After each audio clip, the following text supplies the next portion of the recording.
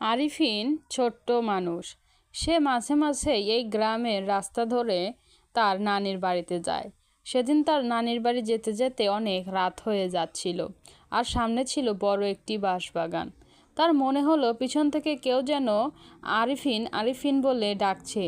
সে সাথে সাথে পিছন দিক তাকালো, কিন্তু কই, কাউকে তো সে দেখতে পেল না। হঠাৎই সে দেখতে পায় ঠিক বাঁশঝাড়ের আগায় একটি অর্ধপোড়া একটি ভূত দাঁড়িয়ে আছে, আর সে অদ্ভুতভাবে তার দিকে তাকিয়ে আছে।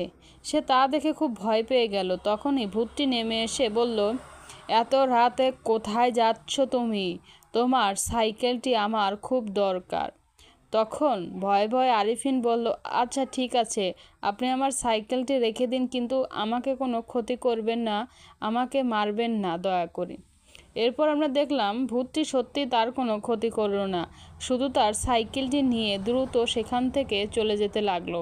আর আরিফিন অবাক দৃষ্টিতে তাকিয়ে তাকিয়ে দেখলো ভূতের এরকম কাজ। তো একটি সাবস্ক্রাইব করে পাশে থাকবেন। ধন্যবাদ।